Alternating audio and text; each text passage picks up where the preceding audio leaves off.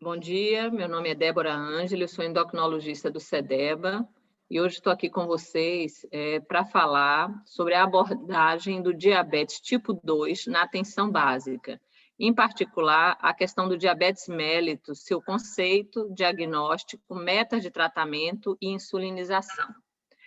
A gente está se pautando muito nos dados publicados em novembro de 2020, numa portaria do Ministério da Saúde, número 54, que trata exatamente da abordagem clínica e diretrizes terapêuticas do diabetes mellitus tipo 2.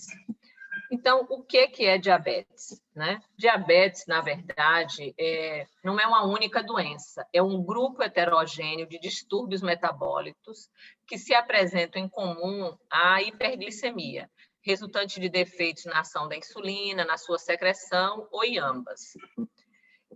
Tem uma classificação etiológica ampla. Tem o diabetes tipo 1, tipo 2, outros tipos não específicos, como relacionados à pancreatite crônica, endocrinopatias como Cushing, síndromes genéticas, diabetes gestacional. Mas hoje a gente vai tratar exclusivamente do diabetes tipo 2, porque ele engloba 90% a 95% dos casos e realmente é uma atribuição muito importante da atenção primária fazer esse tipo de assistência. Então, como eu já disse, o diabetes tipo 2, ele é cerca de 90% a 95% dos casos, tem uma etiologia multifatorial, é associada a uma predisposição genética, à questão de excesso de peso, sedentarismo, hábitos alimentares não saudáveis, e pelo fato do diabetes estar associado a maiores taxas de hospitalizações, de utilização de serviços de saúde, elevada incidência de doenças cardiovasculares e cerebrovasculares, além de complicações específicas da doença, pode-se prever que isso tem uma carga importante para o sistema de saúde de todos os países, não só do Brasil. Ele é uma doença que tem consequências graves para a saúde pública e de forma individual também para as pessoas, porque é uma doença com múltiplas complicações. Os diabéticos no mundo, eles vêm aumentando a sua prevalência de diabetes. De 1980 para a última avaliação em 2015, nós tivemos uma previsão que em 2035 nós teríamos quase 600 milhões de diabéticos no mundo, né? E isso daí corresponde a 12% da despesa de saúde no mundo inteiro, gasto com questões diretas e indiretas de diabetes. Então, daí vocês estão vendo a importância da gente fazer um diagnóstico precoce, uma abordagem para tentar um equilíbrio metabólico e evitar as complicações crônicas, ou pelo menos minimizá-las, que tem um custo social extremamente alto.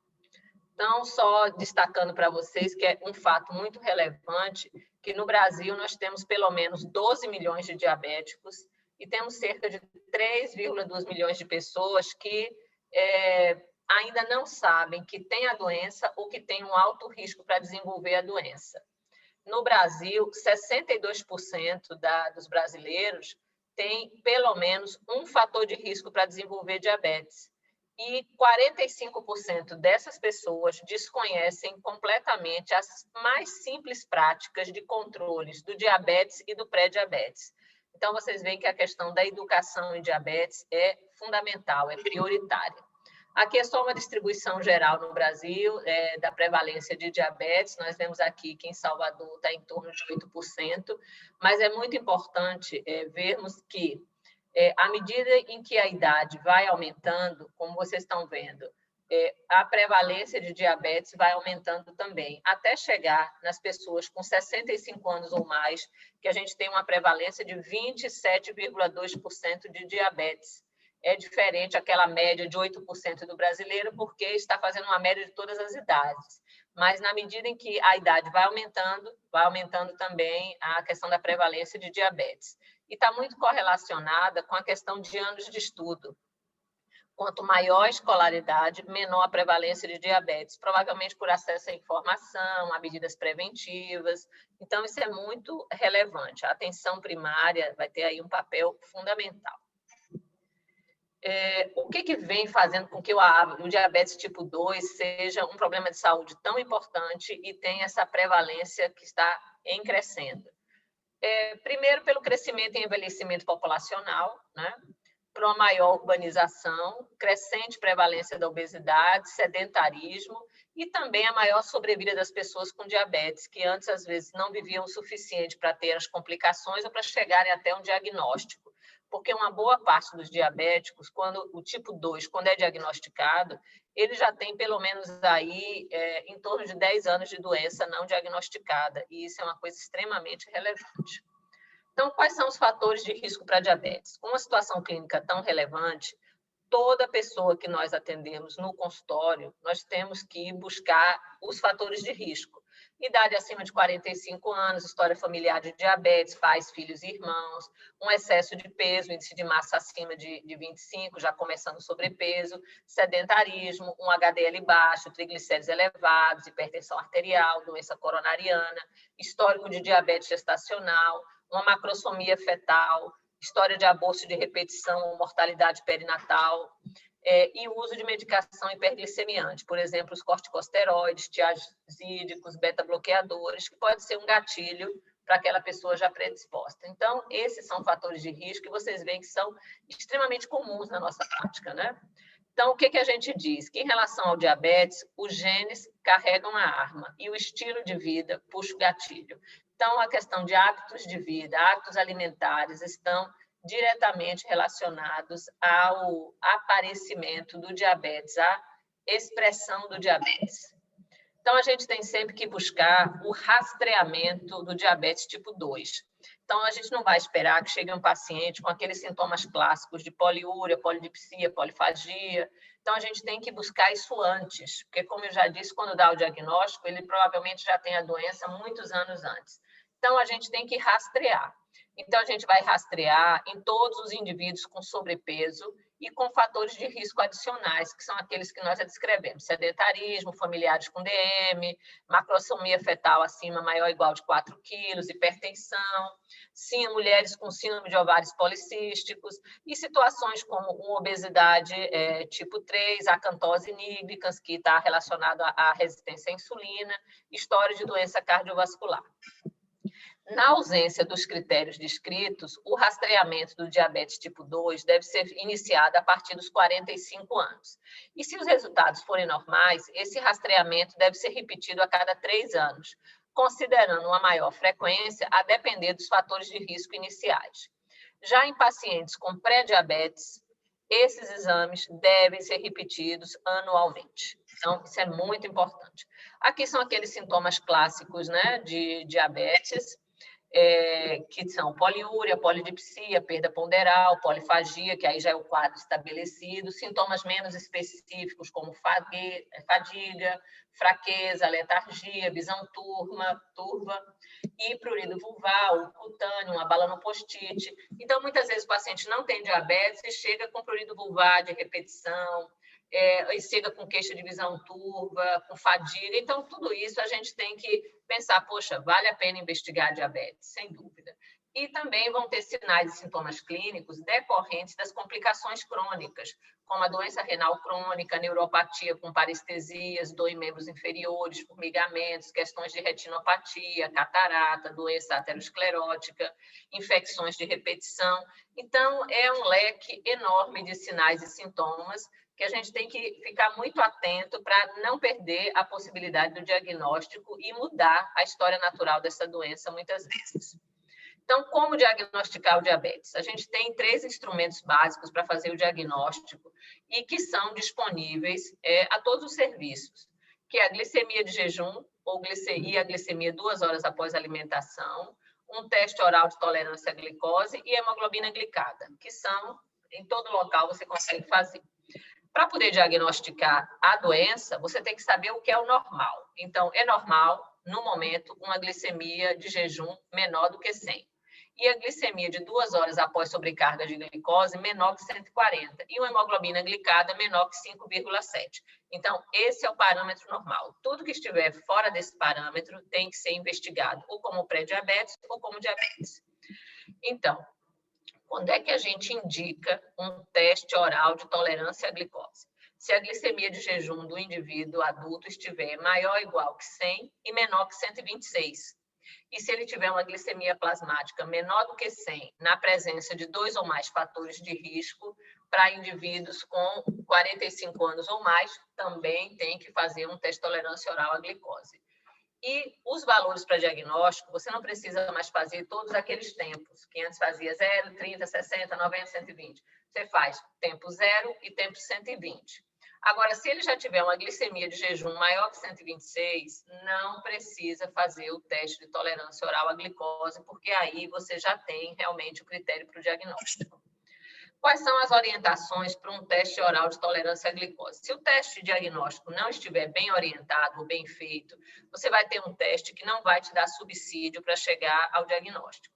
Então, o paciente tem que estar com jejum entre 10 a 16 horas, ingerir pelo menos 150 gramas de carboidrato simples nos 3 dias anteriores, ou melhor, ingerir pelo... Aí vou ter que regravar, viu, gente? Então, quais são as orientações para o teste de tolerância oral à glicose? Você precisa dar essas orientações ao paciente, porque se o teste não estiver bem orientado e bem feito, você não vai ter um subsídio adequado para poder fazer o diagnóstico. Então, você tem que orientar o período de jejum, a ingesta de pelo menos 150 gramas de carboidratos nos 3 dias anteriores à realização do teste, porque muitas vezes, quando você vai fazer um teste num paciente que ele pensa que pode ter a possibilidade de diabetes, ele já retira todos os carboidratos, o máximo que ele puder. Então, aí, às vezes, já compromete o teste. Comunicar se ele estiver tendo infecções, ingerindo algum medicamento que possa ser hiperglicemiante, totalmente inativo. Então, ele tem que estar na atividade dele física normal, e o teste é feito com 1,75 gramas de glicose por quilo de peso, até no máximo de 75, e para esse teste não podemos usar fitas reagentes, pois elas não são tão precisas quanto as dosagens plasmáticas. Então, quando é que diagnostica um pré-diabetes, que é a tolerância diminuída à glicose e a glicemia alterada de jejum? Com glicemia de jejum entre 100 a 125, ou glicemia 2 horas após a sobrecarga de glicose entre 140 e 199. E hemoglobina glicada entre 5,7% e 6,4%. E o diabetes? Glicemia de jejum maior ou igual que 126, ou uma glicemia 2 horas após sobrecarga maior ou igual que 200, uma hemoglobina glicada maior ou igual que 6,5, ou uma glicemia ao acaso maior ou igual que 200, com sintomas clássicos. E a hemoglobina glicada, maior que 2,5 em 2 testes, você fez o diagnóstico de diabetes. É dispensável repetir em casos de sintomas clínicos ou se já tiver uma glicemia maior que 200 miligramas por decilitro. Se você tiver uma hemoglobina glicada entre 5,7 e 6,4, ele tem um alto risco para desenvolver diabetes, é um exame importante. Ele tem uma sensibilidade de 66% e uma especificidade de 88% para predizer o aparecimento de diabetes mellitus nos 6 anos subsequentes. Aqui é só um resumo. Quando você vai fazer o diagnóstico, quando é que está normal, quando é pré-diabetes, quando é diabetes mellitus, usando aqueles 3 critérios: glicemia de jejum, glicemia em qualquer horário, uma glicemia após 2 horas de sobrecarga de 75 gramas de glicose e a própria hemoglobina glicada. Então, uma coisa muito relevante é verificar que 76% dos pacientes diabéticos no Brasil estão mal controlados. 90% dos DM1 estão mal controlados e 73% dos diabéticos tipo 2. Então, esse é um dado extremamente preocupante, porque a gente sabe que, muitas vezes, o aparecimento das complicações está relacionado a esse mau controle metabólico, e isso tem consequências graves para o indivíduo e para a sociedade. Bom, quais são as barreiras para um controle glicêmico efetivo? O acompanhamento do diabético é um desafio. Ele envolve questões relacionadas ao próprio paciente, que relacionadas à sua baixa adesão ao tratamento, medo de efeitos colaterais de algumas medicações, não aceitação da doença, depende da referência que ele tem acerca daquela doença na sua família, ou até o próprio desconhecimento sobre a patologia. Então, a educação é fundamental para que a gente tenha o paciente, o diabético, como um ator fundamental nesse processo de controle glicêmico efetivo. A outra questão é o profissional de saúde, que é super relevante a questão da inércia na decisão terapêutica. O paciente não pode ficar fazendo retornos e você está vendo que continua descompensado, você tem que ter um limite. Então, você tem que fazer intervenções terapêuticas, nem sempre medicamentosas. Muitas vezes a intervenção terapêutica está pautada numa intervenção em relação à orientação dietética, ou de atividade física, ou de própria adesão ao que já está prescrito, ou, às vezes, realmente mudar ou acrescentar classes de medicações. Mas essa inércia na decisão terapêutica não é só medicamentosa, é de uma forma geral.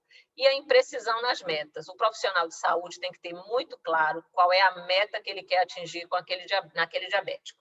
Ele precisa levar em consideração a idade, o tempo de doença, as possibilidades, se o paciente já tem alguma complicação, como alguma nefropatia, e tem que estabelecer as metas. O paciente tem que estar ciente dessas metas, que é nível de pressão, nível de colesterol, nível de glicemia, peso. Então, as metas do tratamento têm que estar muito claras.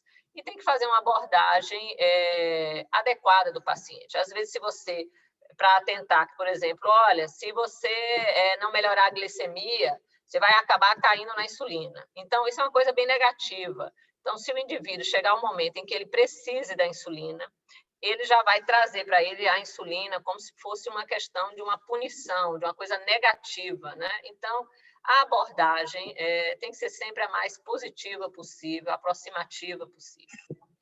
A questão também do controle glicêmico efetivo tem questões institucionais. Isso tem que partir de uma prioridade de política de saúde, tem que ter acesso aos exames, acesso ao sistema, tem que estar envolvido aí fatores econômicos como a distribuição de medicações e a disponibilidade delas e também de exames. Então, tem uma questão institucional muito relevante para esse controle efetivo. E a própria doença, mesmo que o paciente esteja seguindo todas as orientações, profissional de saúde fazendo uma abordagem adequada, institucionalmente esteja tudo ok, temos situações que vai evoluir mal, evolução progressiva da doença e ineficácia dos medicamentos, que é uma coisa inerente à patologia, que a gente não tem como controlar todas as situações. Enfim, tanto o paciente, o profissional de saúde, tudo isso acaba se juntando na questão do controle glicêmico efetivo, num link comum, numa interseção comum a todos, que é a questão da educação, né? Isso não há nenhuma dúvida que a educação em diabetes para todos os envolvidos é fundamental para que seja obtido o maior sucesso possível nesse acompanhamento. Então, quais são os fundamentos do tratamento do diabetes tipo 2? Educação, que envolve modificações de hábitos de vida, suspender o fumo, plano alimentar adequado, atividade física, adequação do peso e farmacoterapia. Então, vocês veem que a farmacoterapia ela tem um papel extremamente relevante, mas não mais relevante, está no mesmo patamar do que os outros, do que a educação, do que as mudanças de hábitos de vida, do que a atividade física e um plano alimentar adequado. Então, é fundamental que a gente considere todos esses fatores para verificar se nós estamos orientando adequadamente o tratamento daquele paciente com diabetes. Então, qual é a periodicidade dos exames no acompanhamento do paciente com DM2? Quando ele é diagnosticado, você já precisa fazer algumas avaliações, porque provavelmente ele já tem um tempo prévio de doença. E quais são os exames básicos? Glicemia de jejum e hemoglobina glicada, no mínimo 2 vezes ao ano. A avaliação de colesterol, triglicéridos, HDL, LDL, creatinina, albuminúria, isso tudo para fazer uma avaliação anual ou a critério clínico se o paciente já tiver complicações, porque aí você também já vai avaliando risco cardiovascular, necessidade de introdução de outras drogas e reforço em algumas terapias. A fundoscopia, que você vai fazer anualmente no paciente com diabetes tipo 2, a partir do diagnóstico. A avaliação dos pés com monofilamento no diagnóstico e anualmente. Se o exame for alterado, ele vai ter que receber uma orientação específica a respeito de neuropatia e prevenção de lesões nos pés, que acabam desaguando muito na questão de amputação. Então, e, se possível, a dosagem de vitamina B12. Então, existem, assim, exames que são básicos para aquele diabético e que é o mínimo que ele precisa fazer. E, a partir daí, individualizar a necessidade daquele paciente. E quais são as metas terapêuticas? Em relação ao controle da glicemia, A hemoglobina glicada, ela deve ficar ao redor de 7 em adultos. De 7,5 a 8,5 em idosos ou pacientes muito debilitados, porque aí a chance de hipoglicemia e complicações vai aumentando. Então, é muito importante que as metas em relação ao controle glicêmico sejam individualizadas de acordo com duração do diabetes, idade e possível expectativa de vida, comorbidades, doença cardiovascular, complicações microvasculares e hipoglicemia não percebida. Então, tudo isso a gente tem que levar em consideração, porque a própria hipoglicemia, por exemplo, ela pode ter complicações crônicas na parte cognitiva, por exemplo. E a própria idade do indivíduo, se você ficar buscando um controle metabólico muito restrito, ele vai acabar tendo complicações, em particular relacionadas à hipoglicemia, assim como o paciente nefropata. Então, individualizar essas metas terapêuticas, isso é fundamental. Mas, habitualmente, nós queremos uma glicemia de jejum menor que 100, mas é tolerável até menor que 130, glicemia pré-prandial menor que 100, tolerável até menor que 130, e a pós-prandial menor que 160, tolerável até menor que 180. Isso tudo vocês veem que tem uma faixa e que vocês vão colocar o seu paciente aí dentro do que vocês acharem mais seguro e que conseguirem acordar com ele.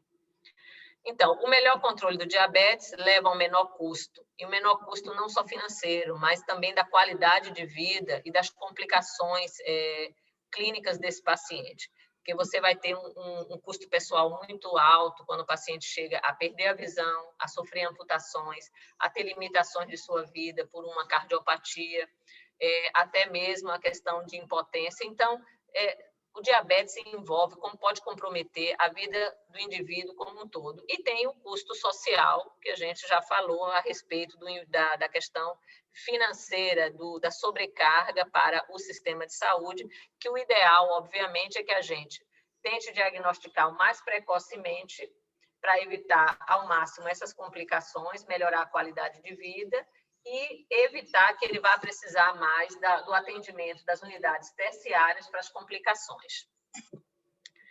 Aqui, nós temos, rapidamente falando, sobre o impacto da glicemia sobre a hemoglobina glicada, que ela é composta 50% do que foi da média de glicemia de um mês antes, 25% do que foi 2 meses antes e outros 25% de 3 a 4 meses. Então, quando o indivíduo ele teve uma melhora na sua glicemia ou melhora na atividade física, na adesão e tudo, você vai vendo esse impacto na hemoglobina glicada gradativamente, porque ela mostra esse histórico em torno de 3 meses antes. E aqui a gente vai vendo a relação do resultado da hemoglobina glicada com a média de glicemia naquele período. Então, o indivíduo que está com uma glicada de 7, ele tem uma média de glicemia de 154. Quem tem 10, em torno de 240. Quem tem 12, 298. Então, isso é importante para você ter uma ideia e explicar para o paciente por que a gente pede periodicamente hemoglobina glicada e qual a importância dela, o que ela significa para o acompanhamento, né? Então, é bom que o paciente saiba que para cada 1% da hemoglobina glicada, ele diminui as complicações microvasculares, doença vascular periférica, morte relacionada ao diabetes em 21%, infarto agudo do miocárdio em 14%, acidente vascular cerebral em 12%. Então, vocês estão vendo que o paciente, para ele poder entender que ele tem que baixar essa hemoglobina glicada, ele tem que entender qual é o impacto que isso tem na saúde dele. Que ele vai dizer, bom, então eu estou baixando isso, eu estou melhorando todas essas coisas, então vale a pena investir, baixar essa hemoglobina glicada. Deixa de ser uma coisa tão abstrata e passa a ser uma coisa que ele participa, ele entende, ele vai comemorar junto com você a queda dessa hemoglobina glicada. E lembrando sempre que não basta o paciente estar com a glicemia de jejum controlada. A hiperglicemia pós-prandial é um fator independente de risco para a doença macrovascular, impactando também o grau de risco das outras complicações, que sejam retinopatia, aumento da espessura da camada íntima média da carótida, estresse oxidativo, inflamação e disfunção endotelial, redução do fluxo sanguíneo do miocárdio, aumento do risco de câncer e comprometimento da função cognitiva de idosos. Então, vocês estão vendo que nossa meta não é apenas controlar a glicemia de jejum. Se você tem uma glicemia de jejum controlada, mas o paciente tem uma hiperglicemia pós-prandial, ele está submetido a todas aquelas possibilidades de risco. Então, tem que acompanhar com a glicemia de jejum, a pós-prandial e a hemoglobina glicada. Além disso, como meta de tratamento, nós temos, de uma forma geral, a pressão menor que 130/80, triglicérides menor que 150, o colesterol total menor que 200, o HDL maior que 45, o LDL menor que 100 e o LDL colesterol, quando o paciente tem DAC, doença arterial coronariana, ele já tem que ser menor que 70. E, se possível, IMC menor ou igual que 25. Só que, obviamente, você vai adaptar isso para a situação do seu paciente. Isso é uma orientação em média. Então, por exemplo, um paciente que já tem uma cardiopatia isquêmica grave, você não quer que ele faça hipotensão. Então, você vai acompanhar dessa forma. Então, é um paciente que já tinha, por exemplo, índice de massa 35, você não vai passar para ele a meta de índice de massa de 25. Se ele já perder de 8 a 10 quilos de peso, já é uma coisa muito satisfatória. E se ele sair do índice de obesidade, perfeito, já é um sucesso terapêutico. Então, a gente tem que adaptar para a situação e a realidade do paciente, pensando sempre na sua segurança e na possibilidade daquela meta ser atingida por ele, daquilo ser factível mesmo, principalmente pautado na segurança para o paciente. Então, qual é o grande desafio do diabetes mellitus tipo 2? É a inércia clínica. E é o que eu disse, não é apenas a inércia da questão terapêutica medicamentosa, é a questão da inércia clínica como um todo, de não mudar hábitos de vida, de não fazer uma orientação dietética adequada, de não aderir à atividade física e de persistir com aquela mesma terapia, tendo aqueles mesmos resultados. Então, tem que envolver o paciente e dizer, olha, a gente não tem mais como aguardar, não dá mais para esperar, a gente vai ter que fazer uma intervenção, vamos ter que mudar. Bem, gente, então, para o acompanhamento do diabetes tipo 2, nós temos várias medicações disponíveis do SUS de várias classes, entre elas as drogas metformina, glibenclamida, glicazida, insulina NPH, regular e agora, mais recentemente, a dapaglifosina. Num outro momento, no módulo dessas aulas, a gente vai falar um dia só sobre as medicações orais. Hoje a gente vai se focar um pouquinho mais na questão da insulina. E nós temos pelo SUS algumas insulinas para o diabetes tipo 2, nós temos a insulina regular, que tem um início de ação de 30 a 60 minutos, um pico de ação em 2 a 4 horas e uma duração total de 6 a 9 horas. E nós temos a insulina NPH, que começa a agir com 1 a 2 horas, é uma insulina de ação intermediária e que tem um pico de ação de 3 a 8 e uma duração total de 12 a 15 horas. Então, a regular e a NPH são as insulinas básicas para o diabetes tipo 2. Isso é importante você ter sempre em mente o início de ação, o pico de ação e a duração total, porque na hora que você for introduzir e ajustar as drogas, você tem que estar com isso em mente. Quando é que a gente introduz insulina num paciente diabético tipo 2? Quando ele vem mantendo hiperglicemia, apesar das doses máximas das drogas orais combinadas. Então, você tem certeza que ele está usando as drogas, você tem certeza que ele está tentando fazer o máximo de dieta, de atividade física, aderindo ao tratamento, você já fez várias intervenções, inclusive com toda a equipe, e ele vem mantendo hiperglicemia. Então, esse é um paciente para insulinoterapia.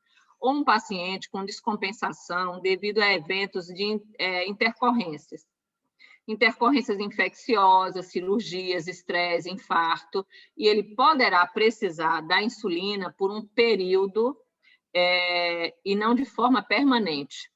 Então, no caso assim, de uma infecção, ele vai precisar usar antibiótico 15 dias, está muito descompensado, é uma infecção grave, bom, ele pode entrar com a insulina e aí, quando controlar a infecção, você voltar para o hipoglicemia antioral.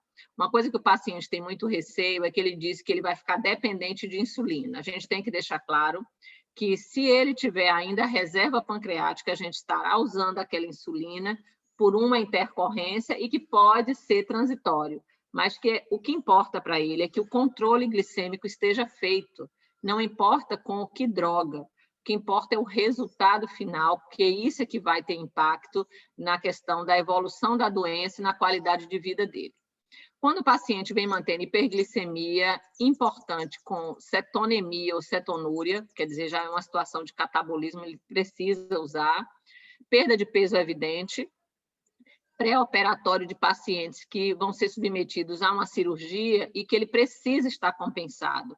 Então, aquele paciente que vem descompensado, você acha que ainda tem uma possibilidade de tentar mais drogas orais em combinação, mas ele tem uma cirurgia para fazer, você entra em acordo com ele, insuliniza, compensa, ele opera. Quando tiver tudo ok, você pode tirar essa insulina e voltar para o hipoglicemiante e evoluir com a combinação de drogas, porque às vezes você não tem esse tempo dessa combinação que vai levar alguns meses. Você precisa compensá-lo para a cirurgia, então você introduz e depois pode vir a retirar.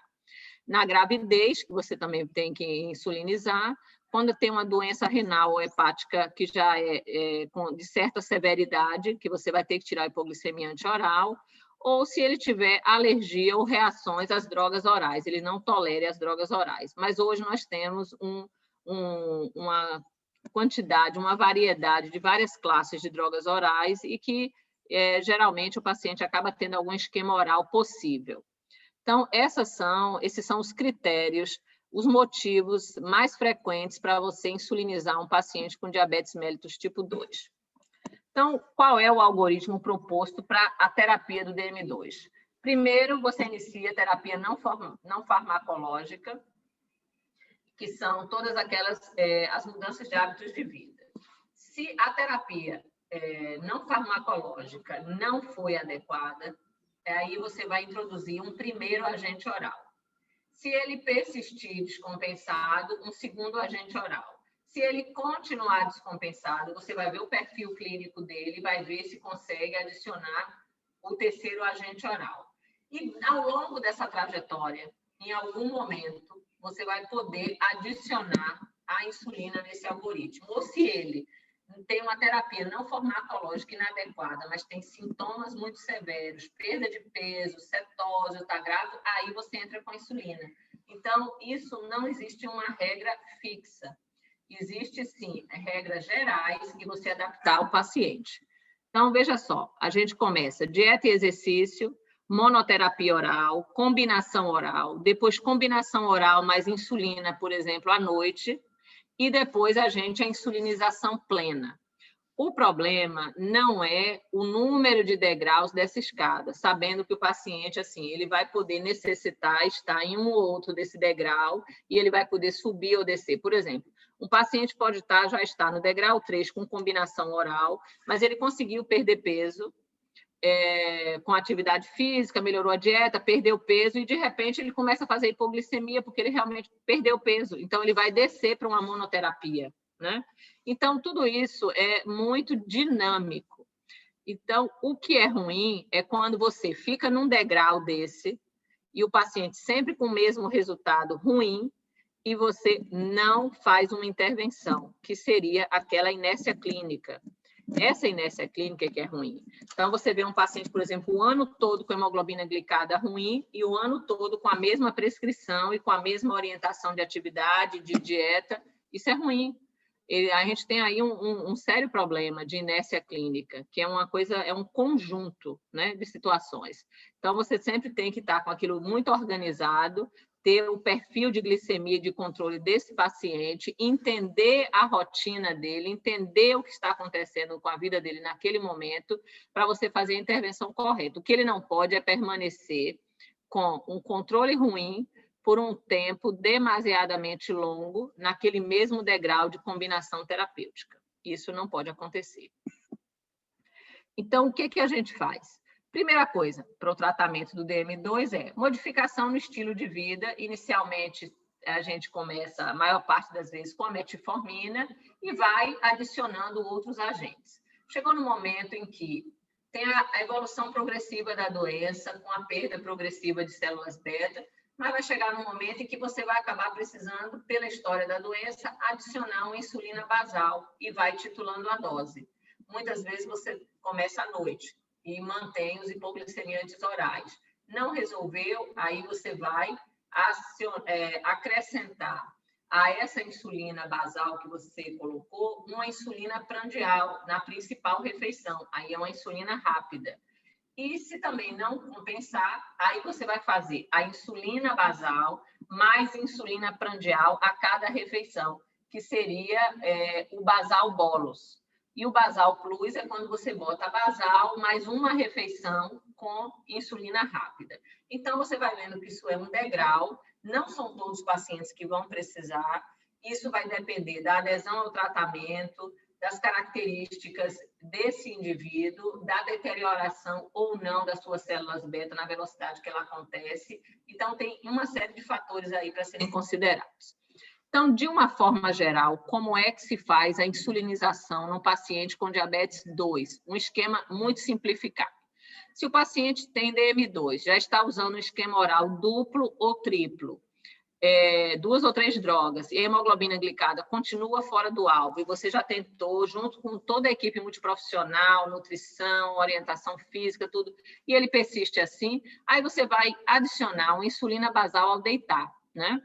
Que mantém o esquema oral e bota uma insulina basal ao deitar. Como é essa insulina? Geralmente, a gente inicia com 10 unidades ou 0,1 a 0,2 unidades por quilo de peso por dia. Ele vai tomar isso à noite, na hora de dormir. Geralmente, a gente coloca para as 22 horas. E você vai aumentando essa insulina NPH 2 unidades a cada 3 dias até atingir o alvo da glicemia de jejum. E se ele fizer hipoglicemia, você vai reduzir essa dose da insulina basal. Pronto. Se mesmo assim, com a glicemia de jejum, estando controlada, ele continua com a hemoglobina glicada elevada, quer dizer que só essa dose basal não está sendo suficiente.